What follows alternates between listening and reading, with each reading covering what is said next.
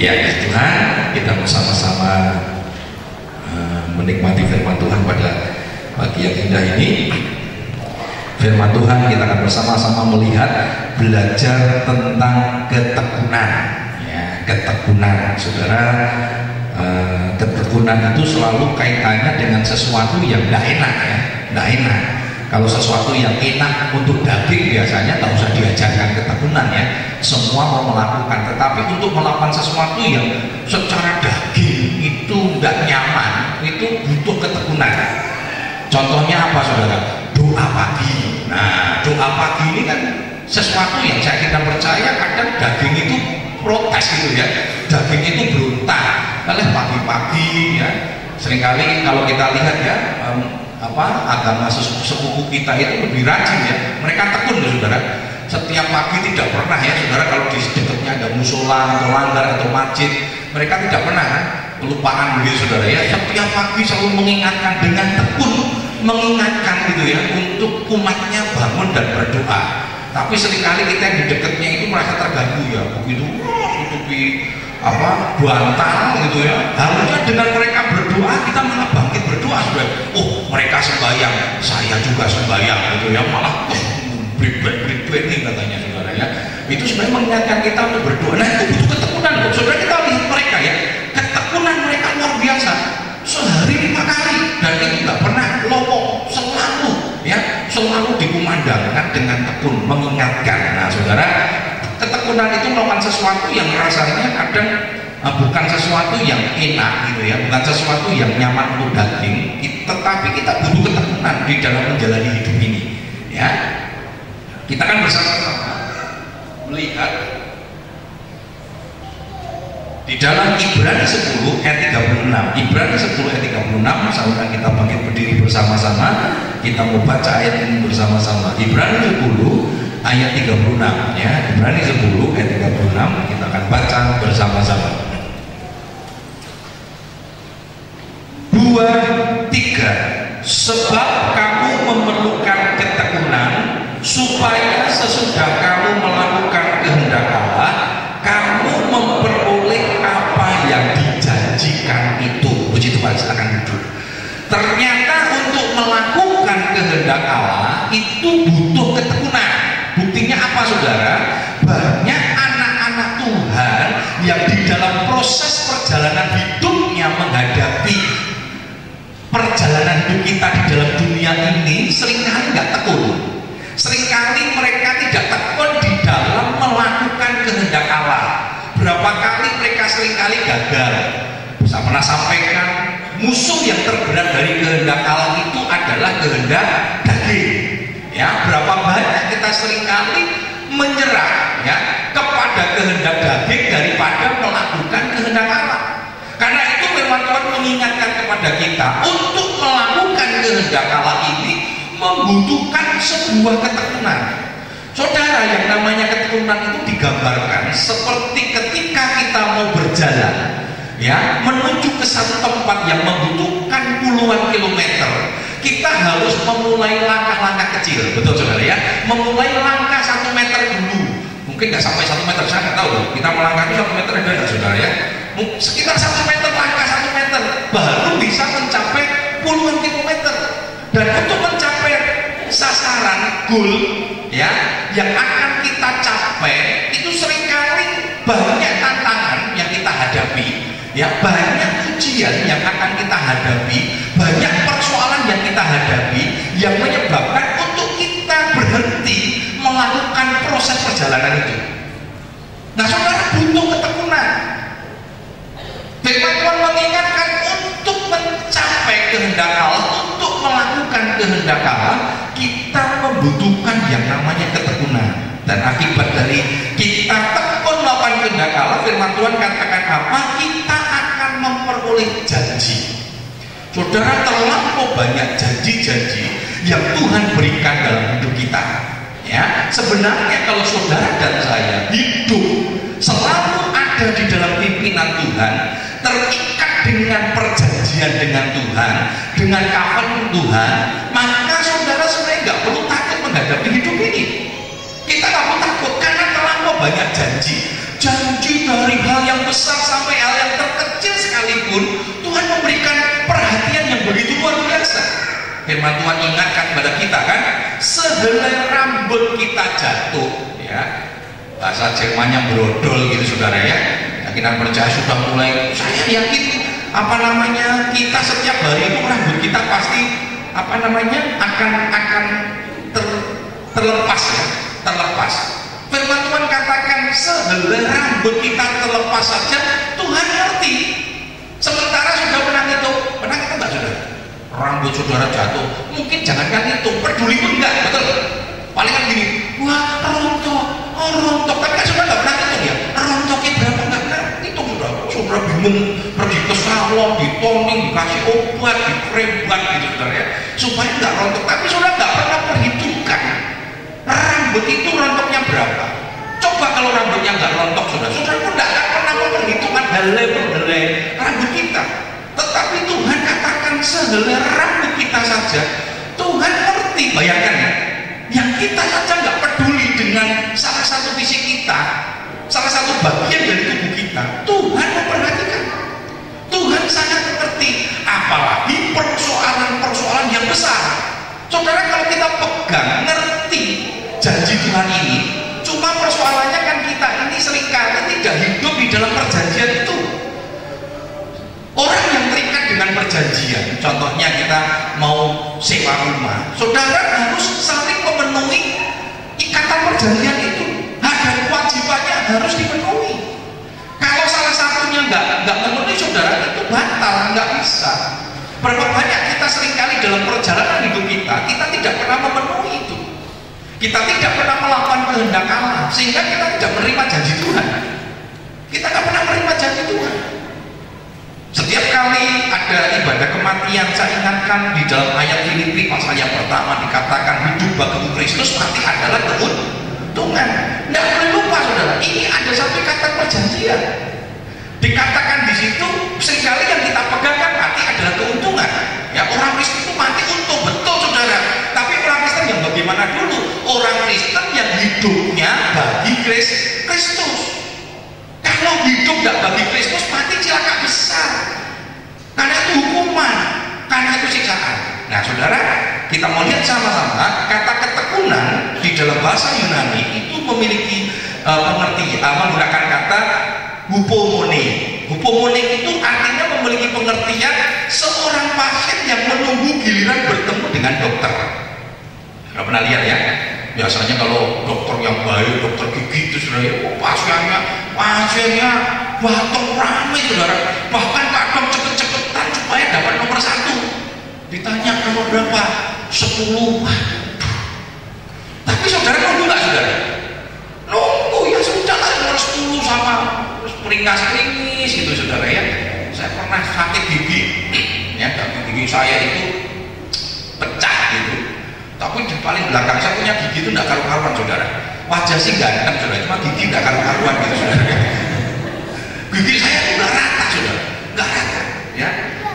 Yang paling ujung itu harusnya kan berdiri, dia kok nyelonong begini saudara. Jadi posisinya nyelonong begini sehingga nabrak gigi di sampingnya, sehingga gigi di sampingnya itu didesek sehingga mengalami luka. Nah itu nggak ditemukan, beberapa dokter nggak ditemukan saudara. Nah akhirnya ketemu dengan dokter tua, ternyata dia ketemu ya.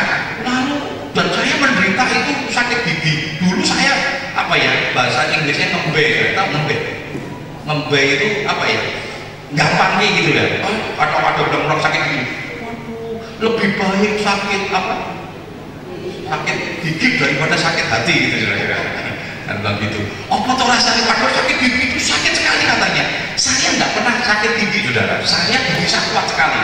Oh dulu saya masih remaja, anak muda, bahkan sebelum sakit gigi itu sekarang pun ya masih senang saudara ya. Es batu ini meletak saudara ya. Kalau makan es batu itu meletak ya, karena merasa kuat. Ketika sakit, waduh, ya, dan saya baru merasakan betul kalau sakit gigi itu luar biasa ya. Saya sudah ngajar gitu ya, begitu ngajar karena sakit gigi guru kan ya pintar juga ya, begitu sakit gigi ngajar kasih tugas kan gitu ya. Gurunya duduk di meja sama pegang gigi, perengas-perengis gitu ya. Anaknya rame itu bisa emosi loh. Saya bilang baru sakit gigi. Ternyata lihat orang rame, lihat orang senyum, guyu, morali sudah. Betul loh, yang pernah sakit gigi ngalamin sudah. Sakit luar biasa. Nah, saya baru mendapatkan ketenangan, batin itu ketika ngantri di rumah sakit di dokter gigi. Kenapa? Begitu kita meringis, sana meringis. Waduh, jadi waktu sepenanggungan ya, jadi dulu-duluan sama guyu sudah. Baru rasa ada ketenangan batin, betul saudara ya.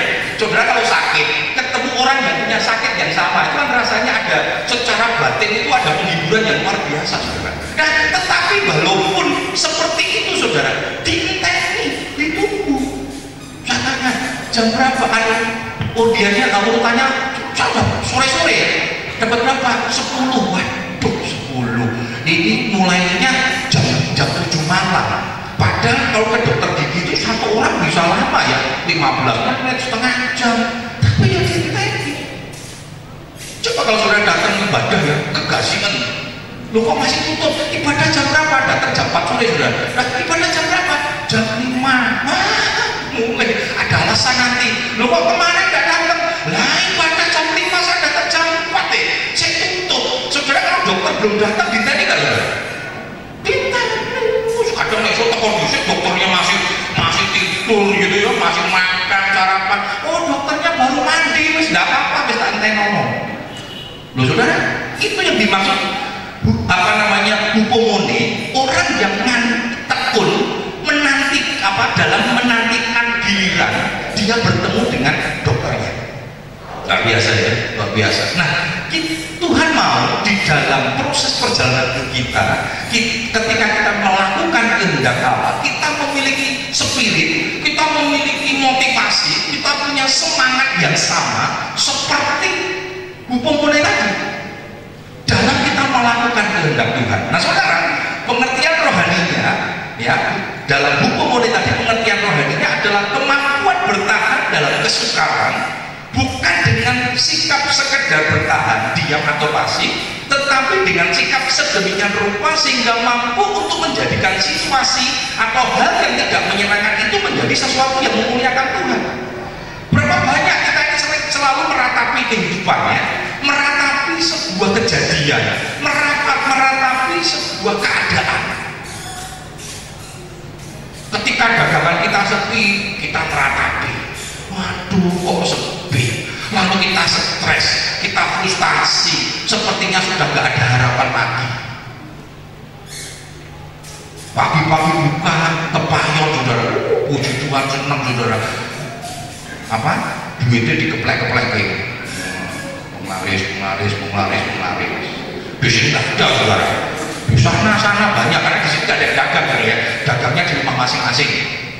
Jangan saudara. Begitu itu berkat pertama kali penglaris dicuakan. Terima kasih Tuhan, ini berkat yang pertama datang, akan ada berkat-berkat yang lain yang akan hinggap di toko saya. Amin.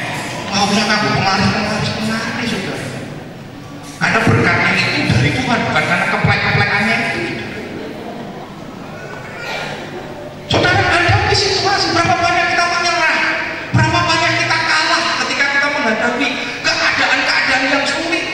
Ketika kita divonis mengalami sakit penyakit, ya padahal Tuhan tidak tetapkan mati hari itu. Di waktunya Tuhan masih butuh waktu yang cukup lama gitu ya. Harusnya masih walaupun sakit masih 10-20 tahun lagi, tapi rasanya besok sudah mati saudara. Sepertinya sudah nggak punya harapan.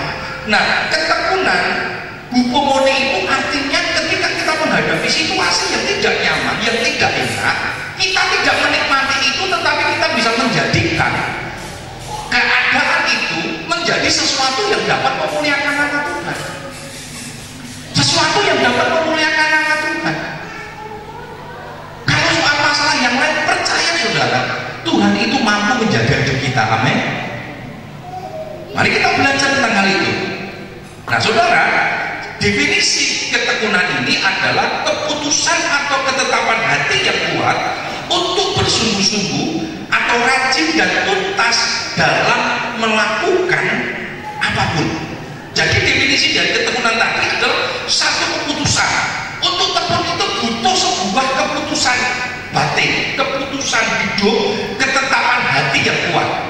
Saudara, ketekunan itu sebuah pilihan. Saudara bisa memilih tekun atau tidak.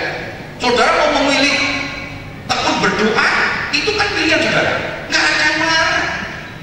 Saya nggak bisa mencap Bapak Ibu Saudara jadi jemaat di PDI Solo ketika Bapak Ibu Saudara nggak berdoa, nggak bisa. Itu urusan kita dengan Tuhan. Itu butuh ketetapan hati. Nggak ada yang kontrol, nggak ada yang bisa memberikan hukuman kecuali di sekolah Alkitab, saudara. Nah, kalau sekolah Alkitab kan jadi peraturan institusi. Ketika di sekolah Alkitab jam 5 nggak doa, ya diskors. Ya, skornya macam-macam, disuruh menghafalkan ayat. Dulu saya kalau sekolah, waktu ngajar di sekolah saudara, seringkali kalau ada yang melanggar itu, saya berikan tugasnya menulis Mazmur 119. Wah, luar biasa. Dan itu sampai saya terkenal ya, kalau saya ketemu murid-murid saya dulu, Pati masih ingat saya enggak? Saya sih wajah seringkali ingat saudara ya, tapi kalau nama lupa ya. Saya ini kalau nama itu waduh sulit mengingat. Oh ingat ya. Ingat gak Patin itu pernah menghukum saya Mazmur 119 ya. Tapi ada baiknya loh Patin, saya hafalnya apa saya tanya? Mazmur 119 ayat 105, firman-Mu perintah bagi kakiku, terang bagi jalan. Yang lain ya tidak hafal. Oh ini ayat yang panjang hafalnya cuma satu sudah. Nah saudara, ketekunan itu butuh ketetapan hati, butuh sebuah semangat yang kuat, merupakan keputusan dari pilihan kita. Jadi saudara mau tekun atau tidak itu pilihan saudara. Tetapi jangan lupa saudara, ada hasil dari setiap ketekunan kita. Nah firman Tuhan menjelaskan bahwa orang yang tekun sajalah yang akan menghasilkan buah. Jadi orang yang tekun saja yang akan menghasilkan buah. Yakobus 1 ayat yang keempat. Yakobus 1 ayat yang keempat katakan demikian. Yakobus 1 ayat yang keempat demikian firman Tuhan, dan biarkanlah ketekunan itu memperoleh buah yang matang, supaya kamu menjadi sempurna dan utuh dan tak kekurangan sesuatu apapun. Saudara, kata matang dalam bahasa Yunani menggunakan kata teleios, artinya sempurna atau dewasa. Kalau saudara tekun, maka saudara akan sempurna. Saudara akan menjadi semakin dewasa. Kita akan memiliki kualitas yang akan lebih baik. Betul tak saudara? Ketika sudah tekun. Kalau kita lihat pemain musik saudara ya, pemain musik itu kira-kira dulu langsung bisa nggak? Ada Peter langsung bisa nggak? Nggak bisa, itu pertama kotaan ya pancing dikumpulkan, ditutupi, orang tuanya ikut pancing tutupi, orang tambah HP malah tambah rugi, pecah semua saudara. Luasan saudara ya, pancing harapan saya saudara ya, tutupi tidak apa-apa ya, pancing jebol tidak apa-apa, besok jadi pemain drum. Remaja nggak seneng saudara ya, ikut drum nggak suka ya. Nah itu butuh ketekunan, nggak bisa ya, dan nggak langsung bisa jadi kan. Saya dulu pada waktu belajar main gitar saudara, itu berdarah-darah. Main gitar opo sampai berdarah, betul tangan saya berdarah-darah karena gitarnya gitar string yang harganya murah, itu kalau nggak dipijit saudara sampai neken nggak bunyi. Kalau gitar yang bagus Yamaha kan ditempel di kita aja bunyi ya, itu pun harus ditekan bener ya. Kalau orang yang nggak biasa main gitar kan kalau nggak ditekan babek saudara, sampai ditekan tuh sampai di sininya luka semua saudara, berdarah betul. Ya, sekarang begitu jadi gembala, banyak pemain musik nggak pernah main musik lagi saudara ya kan. Itulah yang repotnya saudara ya. Dulu tangan saya jeber saudara ya. Coba lihat saudara, pemain gitar itu bisa tangannya jeber saudara, jeber dan kapal ya. Saya dulu kalau mau ngambil darah gitu ya, saya sering sekali donor darah, di tes darah itu biasanya kan saya bilang begini, jangan ambil tangan kiri saya, tangan saya pemain gitar ngapal, saya yang tahu katanya. Wah kurang ajar ini, dicopot nggak keluar ini saudara, tangan satunya lama-lama sesini sama lama-lama hancur, saya bilang gitu. Sudah kanan-kanan saya, saya bilang. Saudara pasti apa? Yang tekun loh ya. Kalau nggak tekun nggak bisa. Kadang orang gitu saudara, pengen lihat main gitar enak ya, main keyboard sama merem-merem bisa main saudara. Saya yang bisa main keyboard sama merem-merem, satu soal main keyboard merem saya bisa main. Cuma suaranya mungkin berbeda gitu. Ya pokoknya cuma main bisa saudara. Kenapa? Kita butuh ketekunan. Apapun yang kita lakukan butuh ketekunan. Dalam pekerjaan sama saudara ya. Saudara yang bekerja, yang dagang, yang apa, kan ada saudara. Ada orang motong berambang, saya pernah lihat saudara. Dia jualannya berambang goreng. Motong sama ngomong saudara. Iya kabarnya. Nah kalau saya motong itu kabarnya darah semua saudara. Tangan saya itu sudah bisa saudara, saya ngomong saudara. Sama ngobrol tuh motong berambang saudara. Kenapa? Oh saudara jangan coba, kalau belum pernah jangan coba. Itu butuh ketekunan. Proses yang dilakukan berhari-hari, berbulan-bulan, bahkan bertahun-tahun. Butuh ketekunan. Ya, saudara. Akibat ketekunan, ya, jadi ketekunan dan ketekunan itu berdampak, ya, ada akibatnya. Coba kita lihat dalam Wahyu 14 ayat 11 hingga 13. Wahyu 14 ayat 11 hingga 13 dikatakan demikian. Maka asap api yang menyiksa mereka itu naik ke atas sampai selama-lamanya, dan siang malam mereka tidak henti-hentinya disiksa, yaitu mereka yang menyembah binatang serta patungnya itu, dan barang siapa yang telah menerima tanda namanya. Yang penting di sini ialah ketekunan orang-orang kudus yang menuruti perintah Allah dan iman kepada Yesus, dan mendengar suara dari surga berkata, tuliskan, berbahagialah orang-orang mati yang mati dalam Tuhan sejak sekarang ini, sungguh kata Roh, supaya mereka boleh beristirahat dari jerih lelah mereka, karena segala perbuatan mereka menyertai mereka. Kalau nggak tekun, siksaan juga. Tapi kalau tekun, sukacita, dikatakan berbahagia. Jadi ketidaktekunan dan ketekunan itu ada dampak. Nah sekarang kita melihat bersama-sama apa yang dapat membentuk ketekunan, ya. Apa sih yang dapat membentuk ketekunan kita? Yang pertama, melalui kesengsaraan. Butuh sengsara, betul saudara? Melalui kesengsaraan. Coba kita lihat sama-sama dalam Roma 5 ayat yang ketiga. Dan bukan hanya itu saja, kita malah bermegah juga dalam kesengsaraan kita, karena kita tahu bahwa kesengsaraan itu menimbulkan ketekunan. Betul? Saya katakan kita tekun itu yang dibutuhkan dari untuk sebuah ketekunan itu biasanya yang membutuhkan itu adalah sesuatu yang tidak enak untuk daging kita. Sesuatu yang enak untuk daging kita nggak butuh ketekunan, saudara. Nggak butuh sebuah ketetapan hati. Contohnya apa? Makan itu sudah nggak butuh ketetapan hati kan? Makan sehari 3 kali kan nggak perlu ketetapan hati, sudah begitu pagi ya boleh sarapan.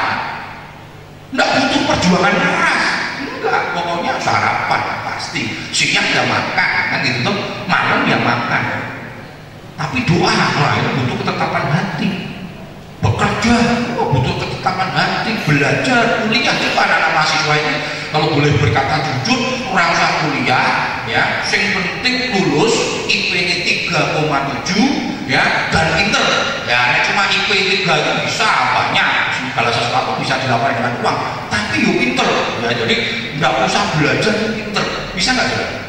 Nggak bisa, butuh proses. Saya bukan orang pinter saudara, saya bukan orang pinter. Saya punya IP tinggi, saya nilai saya hukum waktu kuliah. Orang katakan Pak Gus pinter, enggak? Saya nggak pinter, tapi saya tekun. Sampaikan di pemuda, saya 1 jam belajar nggak bisa, oh saya 2 jam. 2 jam nggak bisa, saya 3 jam belajar. 3 jam nggak bisa, 4 jam. 4 jam nggak bisa, 5 jam. Bila perlu nggak tidur.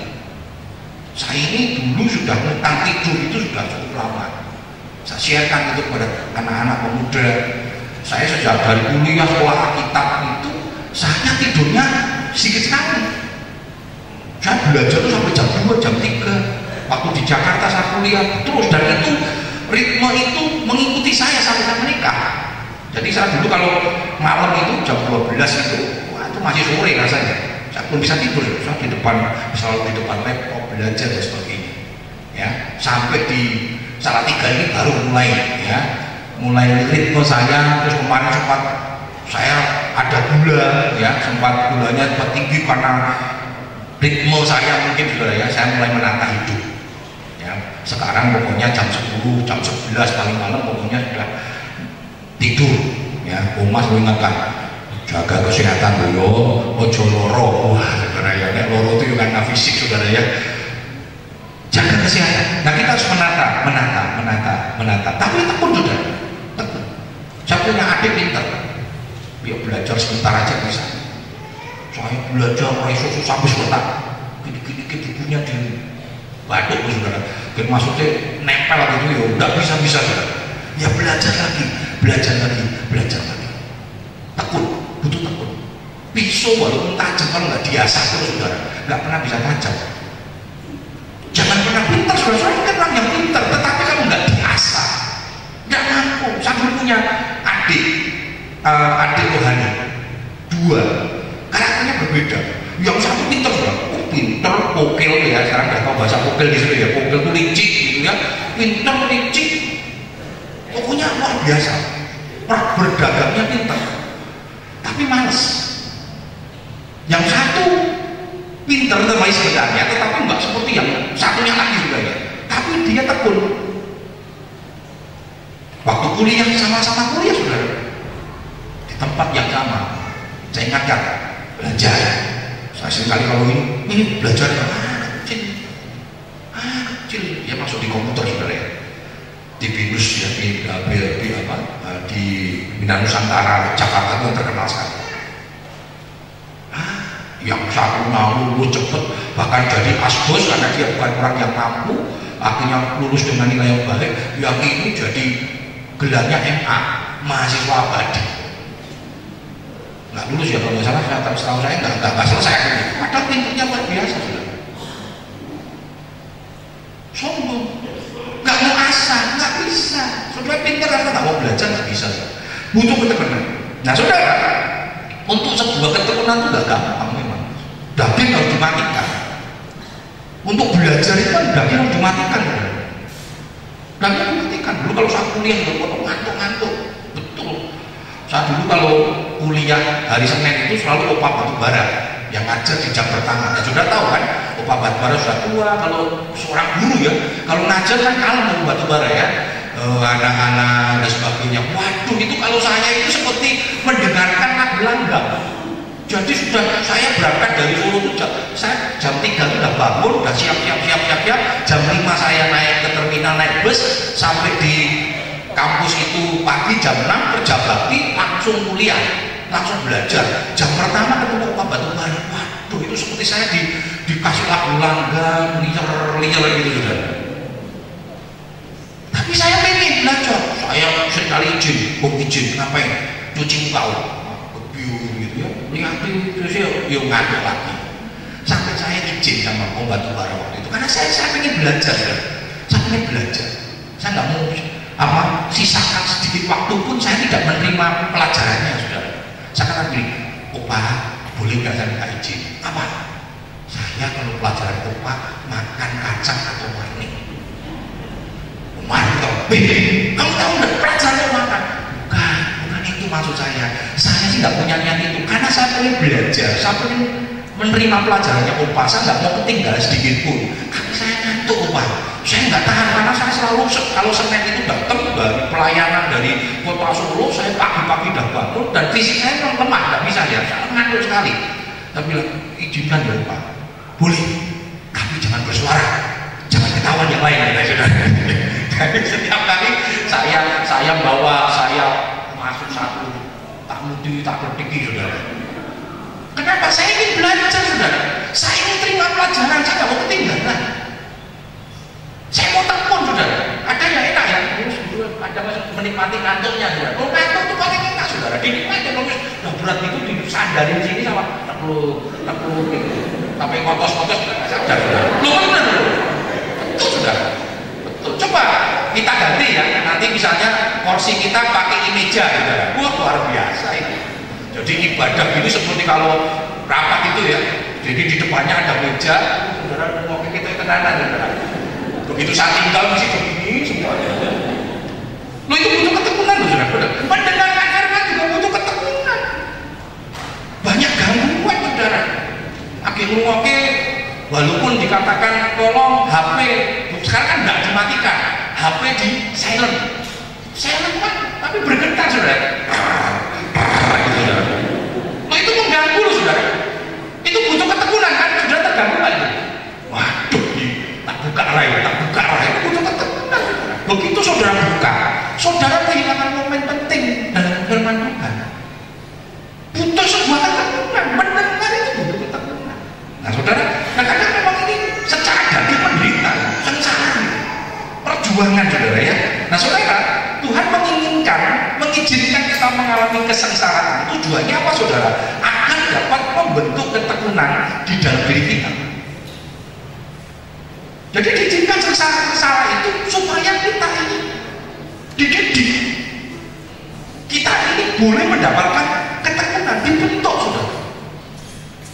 Saudara, yang kalau anak-anak yang sulung biasanya ya, saya ini anak kedua tapi laki-laki terbesar. Di keluarga saya punya biasa kan gitu ya, anak laki, kue anak besar tuh begini, kue sing gede, kudu lindungi, kok kudu ngalah gitu lah saudara ya. Jadi kita kadang sing gede-gede korban perasaan ngalah terus juga. Anak saya ngomong, kamu ngalah terus gitu ya. Ya, saudara kadang yang bungsu itu secara fisik lemah, tetapi dia punya kekuatan sebenarnya saudara. Kekuatannya apa? Otoritas orang tuanya. Hati-hati saudara. Nanti kalau punya anak gitu ya, coba kan, begitu mainan yang kecil ngomong, mami, gitu sudah langsung, kamu ganggu ya. Padahal mungkin kalau adiknya nakal kan, ini ya, mami, padahal nggak diapa-apain, mami, ya. Begitu mau dari papi, kalah saudara. Kita anak besar itu ngalami ya, anak besar. Lalu biasanya dalam keluarga itu anak besar ini kan ekonomi belum terlalu berhasil. Orang tua masih rintis kan gitu sudah ya. Punya mereka menikah, baru merintis usaha pekerjaan. Anak paling besar korbannya gitu ya. Belum begitu berhasil. Saya dididik dari sejak kecil. Ya sudah disuruh sana suruh sini. Bayar listrik kelas 3 itu sudah bayar listrik, bayar itu dan sebagainya. Kelas 3 SD saya membantu di toko sepeda ayah saya. Kita buka toko sepeda, saya kelas 3 SD sudah reparasi sepeda. Waktu itu ya protes gitu ya, kelas 2 SD teman-teman bisa mainan gitu. Saya kerja saudara, saya itu saya nego, makanya hitam ya, kosong saudara ya. Ini alasan pembenaran diri lah. Saya senang ligo, pakai celana itu di model celana tukang sate itu sudah yang hitam, bocah gajik itu sudah ya. Karena supaya kalau kena gembok itu nggak kotor. Saya kerja di kelas 3 SD. Terus, nah ketika adik saya mulai yang ketiga lahir, adik saya keempat, kondisi ekonomi sudah mulai mapan. Nah adik saya keempat ini diprotek betul sama mama saya, apalagi pinter. Ya, menteni kakaknya atau juara, saya ini nggak pernah juara saudara. Ya pokoknya nggak paling bodoh lah, pokoknya 50% ke bawah gitu, tapi tidak paling bodoh, dia paling bawah saudara ya. Orang tahu juara, adiknya juara saudara. Wah mama saya senang sekali. Pokoknya diprotek betul ya, belajar betul saya ini mau belajar kontak ya, belajar yang nilainya bodoh, orang belajar nilainya bodoh mungkin gitu saudara ya. Diprotek. Adik saya juara terus, juara 1-2. Tetapi ketika mama saya meninggal dunia, saya boleh melihat adik saya paling kecil seperti orang kehilangan pegangan. Dari ranking 1 dia menjadi ranking paling bawah. Walaupun di kelas, di sekolahnya itu dia ada kelas-kelas yang kelas super gitu ya. Biasanya sekarang itu ada kelas unggulan. Adik saya masuk kelas unggulan. Walaupun kalau satu sekolahan dia masih di tengah-tengah. Rankingnya di tengah-tengah, tapi di kelas itu dia ranking paling bawah. Dan dia tidak tough menghadapi hidup, dia bergantung. Saudara, ada baiknya saya alami itu saudara. Tekanan-tekanan, penderitaan yang saya harus alami. Mungkin waktu itu bagi saya berpikir sebuah kesengsaraan hidup gitu ya.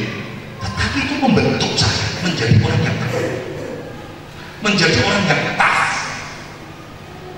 menjadi orang yang kuat menghadapi hidup ini. Karena patahnya kesengsaraan yang diizinkan terjadi dalam hidup kita. Karena itu kalau punya anak saudara ya, dalam kondisi sudah berhasil, jangan manjakan. Saudara ingat firman Tuhan yang saya sampaikan tadi, kita tidak mampu memprotek anak kita 24 jam. Keadaan bisa berubah. Ada satu anak di sebuah perusahaan cukup besar, Konimex. Ketika anaknya lulus, dia ngomong sama papanya, "Pak, saya mau kerja, saya akan membantu papa." Oh, dikatakan apa saudara? Oh ya, apa? Kalau mau kerja di Konimex, lamar. Cuma lamar, saudara. Lu aku anakku, lamar saudara. Dan orang tuanya katakan tidak boleh diberikan prioritas. Lamar saudara. Lalu dites, itu tes saudara. Biasa kan gitu ya, tes itu lalu hasilnya gini, dia layak menjadi seorang manajer. Kemampuannya namanya menjadi manajer. Oh, dia datang lupa, aku manajer apa? Aku akan jadi manajer apa? Oh, iya layak. Tapi belum waktunya jadi manajer. Sales, marketing. Marketing. Anak perusahaan besar gitu. Marketing. Terus sampai memang pada waktunya dia jadi manajer. Dan akhirnya dia jadi pemimpin dan direkturnya saudara. Dialah yang menciptakan Dexos, nano pada waktu itu yang begitu ini sekali. Nah, dia baru tahu, coba kalau dia langsung jadi manajer, langsung jadi pimpinan, dia nggak ngerti situasi bawah. Kalau sekarang anak buahnya mau gini, oh dia tahu, dia pernah jadi marketing, dia pernah jadi supervisor dan sebagainya. Ternyata proses itu, apa yang dia alami itu merupakan latihan, ya, sehingga dia menjadi orang yang tekun. Dia bukan orang yang jadi pantang menyerah. Saudara, orang Kristen yang memiliki ketekunan walaupun mengalami kesengsaraan tetap beriari, ya. Wajah dua anak itu sudah ya, wajahnya penuh dengan sukacita. Kita mau baca sama-sama Habakuk 3. Saya akan bacakan Habakuk 3 17-18. Habakuk 3 17-18 dikatakan demikian. Sekalipun pohon ara tidak berbunga, pohon anggur tidak berbuah, hasil pohon zaitun mengecewakan, sekalipun ladang-ladang tidak menghasilkan bahan makanan, kambing domba terhalau dari hubungan, dan tidak ada lembu sapi dalam kandang, namun aku akan bersorak-sorak di dalam Tuhan, beria-ria di dalam Allah yang menyelamatkan aku. Saudara, saya kira percaya ini kondisi yang sangat tidak menyenangkan, kondisi yang menyengsarakan. Dikatakan pohon ara tidak berbunga, berbuah pun tidak, saudara. Ya, kalau untuk dapat berbunga, ya, ini mangga kita, pohon mangga kita ini berbunganya terlambat. Ya, biasanya kan bulan Agustus, bulan Juni udah mulai saudara ya, bulan Agustus sudah mulai berbuah. Kemarin bulan Agustus belum berbuah saudara. Saya lihat, ya, wis tidak panen ini. Ya, biasanya kan orang kan belum untuk dapat memberikan pengharapan akan berbuah itu lihat apanya dulu saudara? Bunganya. Berbunga pun tidak berbunga. Jadi tidak ada harapan sama sekali. Pohon anggur tidak menghasilkan buah, pohon zaitun mengecewakan, kambing domba nggak ada bahan makanan. Kondisi yang mensengsarakan, tetapi anak-anak Tuhan tetap percaya kepada janji Tuhan. Ingat firman Tuhan yang awal tadi, bahwa ketika kita tekun melakukan kehendak Allah, kita akan menerima janji Tuhan. Janji Tuhan itu ya dan amin. Megang janji Tuhan. Janji Tuhan itu ya dan amin. Yang kedua, yang membentuk ketekunan, yang pertama kesengsaraan, yang kedua adalah ujian iman. Ujian iman saudara, yang namanya ujian itu tujuannya apa saudara? Untuk meningkatkan, ya, meningkatkan standarnya. Saudara, kalau saudara mau naik kelas harus dibuktikan dengan sebuah ujian. Ya, Yakobus 1 ayat yang ketiga dikatakan demikian. Sebab kami tahu bahwa ujian terhadap imanmu itu menghasilkan ketekunan. Jadi ujian terhadap iman kita, kalau kita diuji itu harus senang, saudara, harus mau. Sebab kalau nggak ada ujian nggak bisa. Dulu ada sebuah rancangan usulan bahwa S1 untuk lulus sarjana itu tidak perlu membuat skripsi, jadi hanya karya ilmiah saja yang nggak perlu diuji gitu. Saya waktu itu juga ngajar di beberapa STT, saya katakan oh nggak bisa, saya nggak setuju. Saya pertama kali menolak itu. Saya katakan kalau itu terjadi saya tolak, saya nggak bisa gitu ya. Nah, itu ada usulan kan? Kenapa? Salah satu bukti orang itu menyelesaikan sarjananya itu dalam bentuk ujian. Dan ujian yang paling, ujian mental, ujian moral itu adalah penulisan skripsi. Bapak saudara yang pernah menyelesaikan S1-nya dengan proses penulisan skripsi, saya tidak percaya ngalami itu ya. Kadang ketemu dosen Miller gitu bahwa ya kita mau konsultasi. Saya dulu punya dosen, kalau konsultasi bawahnya spidol snowman ya saudara, gede gitu ya. Ya ampun, semalam suntuk saya garap di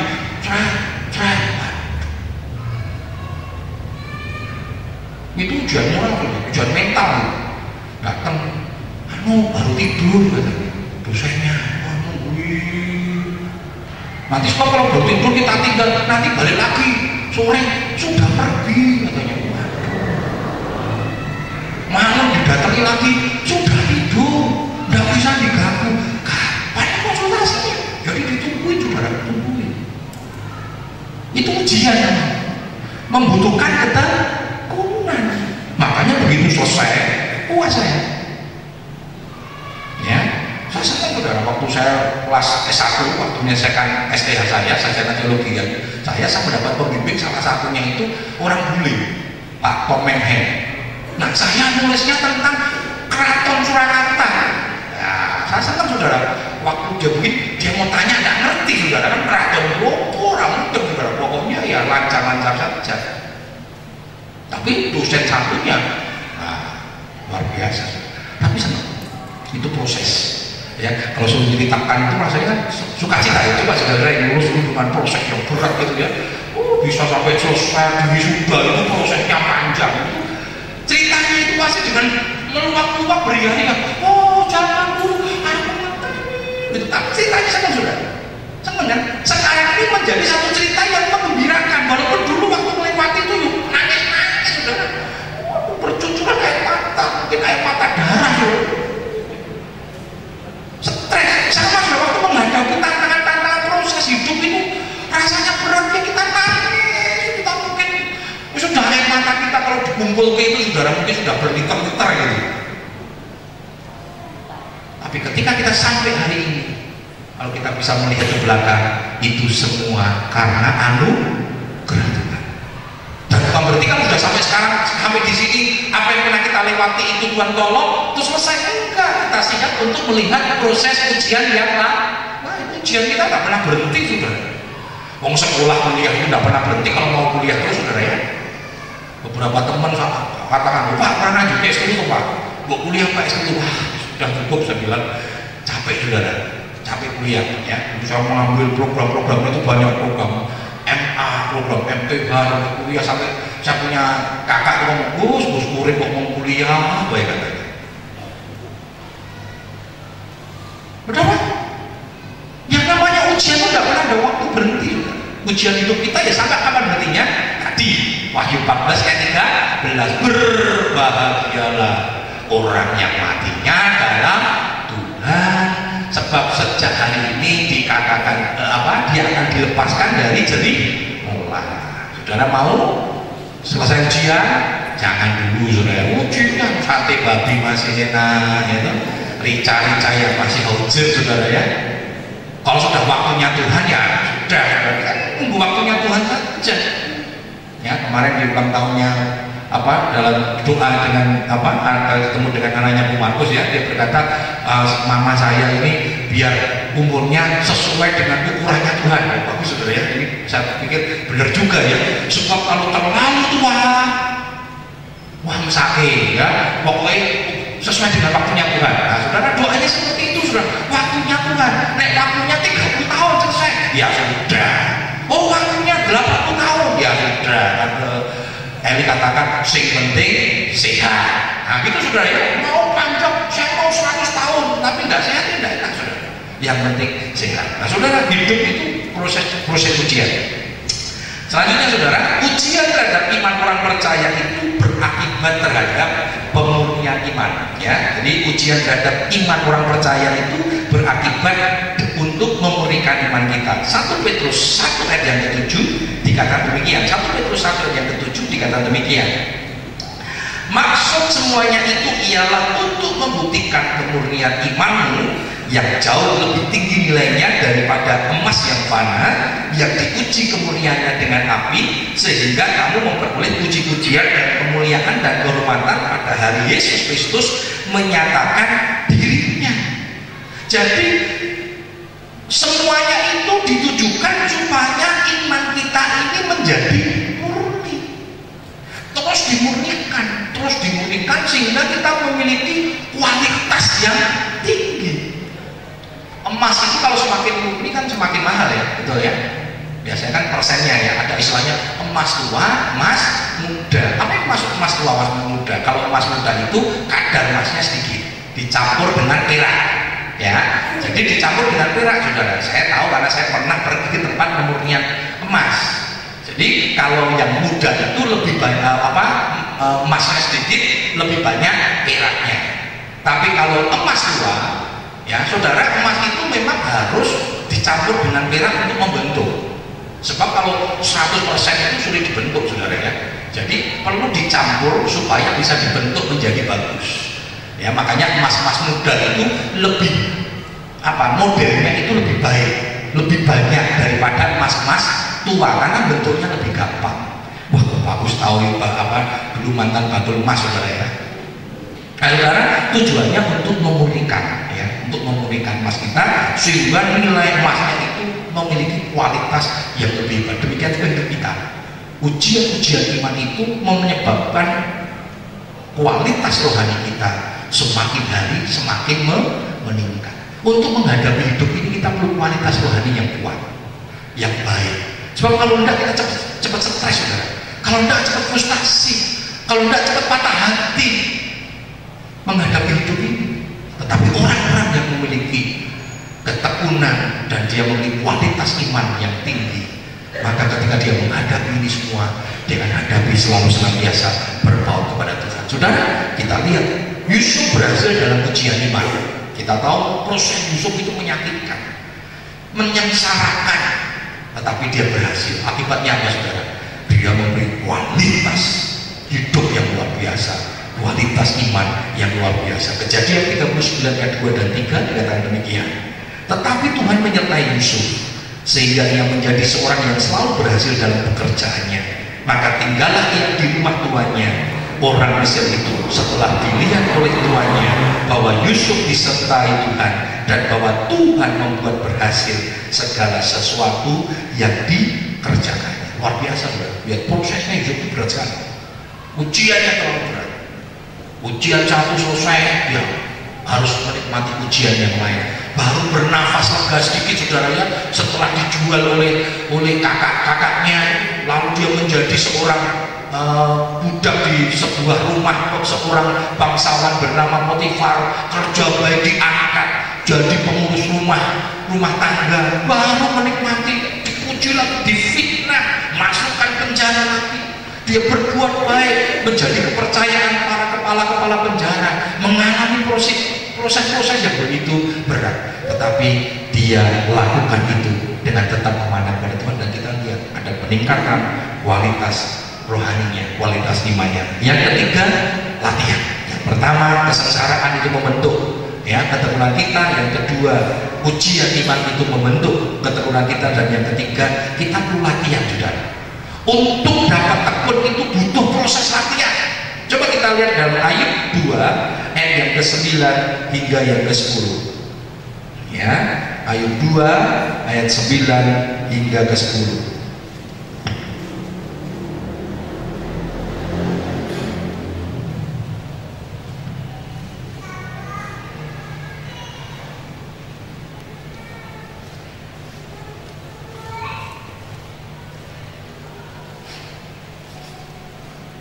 Jangan katakan, demikian firman Tuhan. Ayub 2 ayat 9 hingga ayat 10. Maka berkatalah istrinya kepadanya, masih bertepunkah engkau dalam kesalehanmu? Kutukilah Allahmu dan matilah.